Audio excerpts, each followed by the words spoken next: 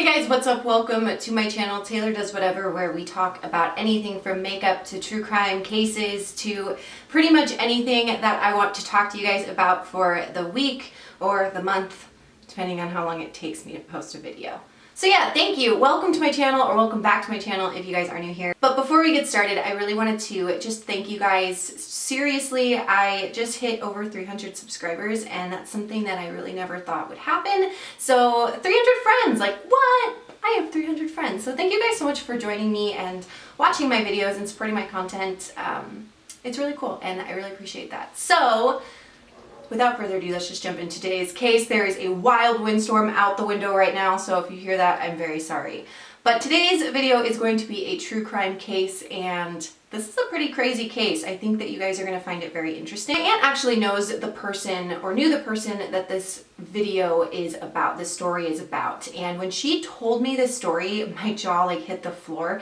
There's not a ton of information online, so I'm just kind of gathering like the information that she told me as much as the information that I could gather online. Today's video is going to be the true crime case of a man named Squire. Ari was a 40-year-old man who was living in Lake Barrington, Illinois, and he owned his own construction company. Basically, he was just a construction worker who did like home repairs, or he did like home remodels, things like that. And he actually was the person who did my aunt's house. So he was in their house. He talked to them all the time. I mean, like, they actually knew this guy decently well. Ari would often frequent places like Home Depot to get things, obviously, for his construction company. And there he met a man named Sand Lively. And Sand Lively was an employee at the Home Depot. Ari basically went up to this guy and told him, like, hey, you know, I'm actually willing to basically double your salary if you want to come work for me in my construction company instead of working for the Home Depot. I could really like use your help with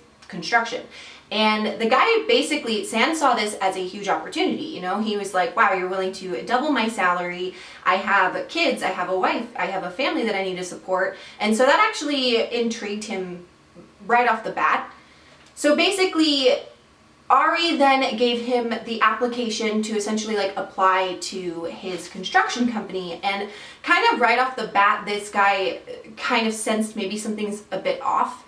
So basically in the job application, there were just very bizarre questions. They weren't related to his work at all. They were more questions that were related to what tattoos do you have? Like, where are these tattoos located on your body? There were questions like about like piercings, what his ATM pin code is, and what his routing number to his checking account is.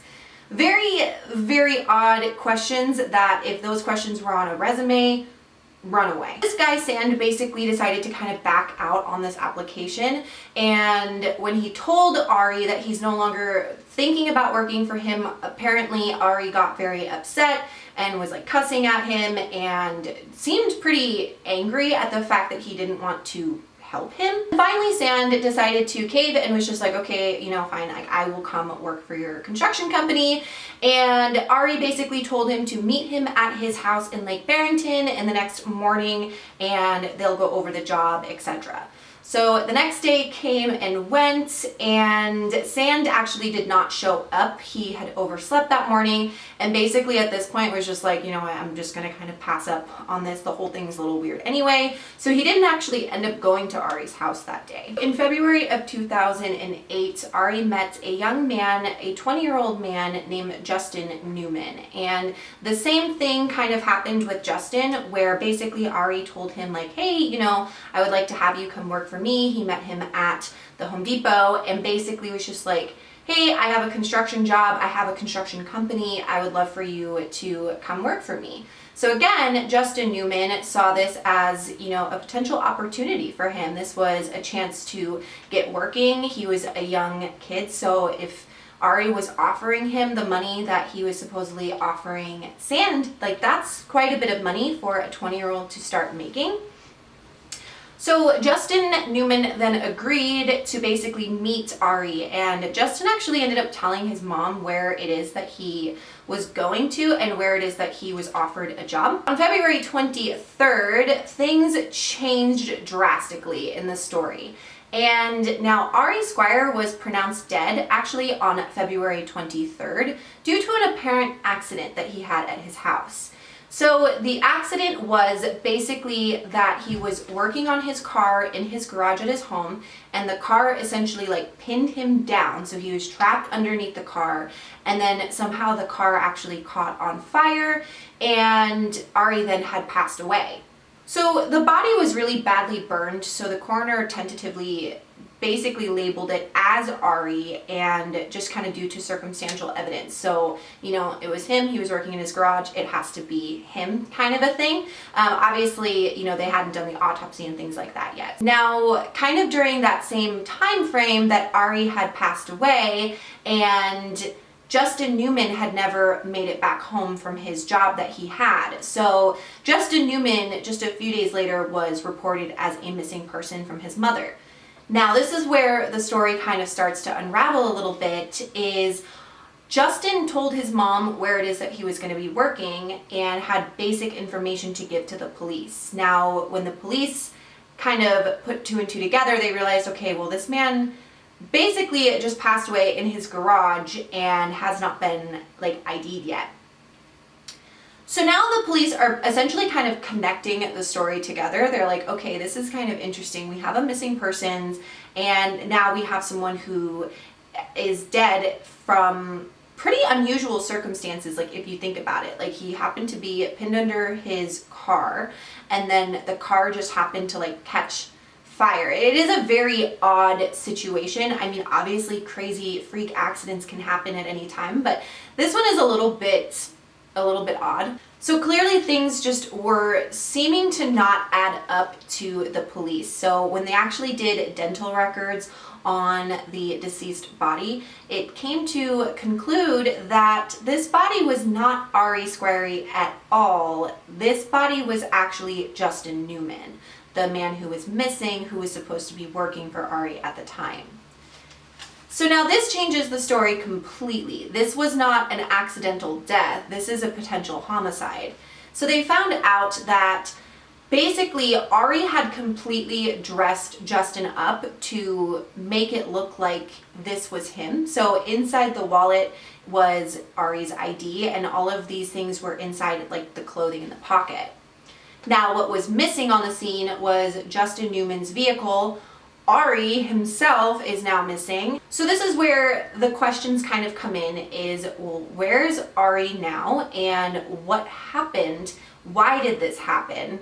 What is the reasoning behind all of this? The police kind of dig further into this investigation. They did kind of uncover that Ari actually had quite the history with things like insurance fraud, and was actually on probation in the year of 2005 because of a huge insurance fraud that he was conducting.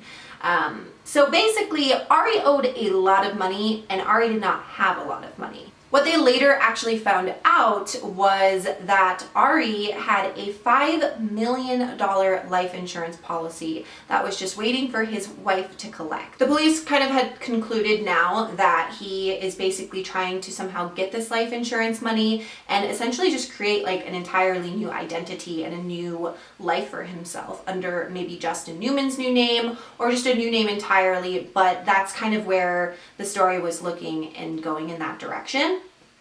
So now the police are kind of wondering, okay, what about Denise Squire? Denise is Ari's wife. Could she potentially be a link in the case? Could she possibly be connected in any way? So Denise was actually home during the alleged accident that had happened to Ari. And, her and the neighbors seemed just as surprised and upset about the whole situation. Denise, the wife, didn't actually plan a funeral or have a funeral for Ari during all of this. There was no planning for that. But she did have a celebration of life dinner for Ari, and over 120 people ended up going. So that's quite a lot of people. Now, the police here are thinking, okay, if Ari had a $5 million life insurance policy that he essentially maybe wanted to literally fake his own death to get this life insurance policy. Like, there has to be another person involved. Like, he can't just show up and say, hey, like, can I have my life insurance money? Like, it doesn't work that way. So I think that's when they started investigating into Ari's wife, Denise, to see if there's any connection between the two of them. Like, if she was going to be the one that's obviously going to cash out on the $5 million deal. Like, somebody has to be involved with this in order for it to work. So they went through her email, and they actually uncovered that Ari had actually been emailing her since his alleged death in their garage. And they were very odd emails. Like, they weren't super direct, like, okay, you know, go cash in our life insurance policy. But there was definitely weird things like, have you received my ashes yet? Asking, what are you going to do with my ashes? And her response was, they haven't like released the body yet.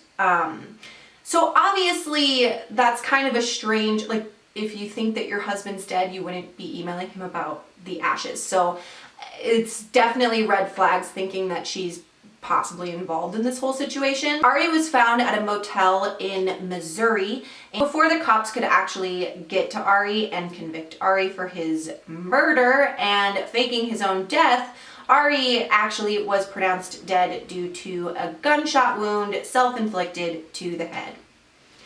They discovered that Ari, of course, did have Justin Newman's IDs on him. He actually had colored contacts to try to make it look like him a little bit more. And yeah, they basically concluded that he was trying to take this poor man's identity and start a new life after his death. Now the cops are trying to question whether or not Denise is involved. So they actually did lie detector tests, and she actually passed them. But I mean, as you guys I'm sure have heard in many true crime cases, like, they don't go off of lie detector tests. Like, I don't even think that they're actually used in court.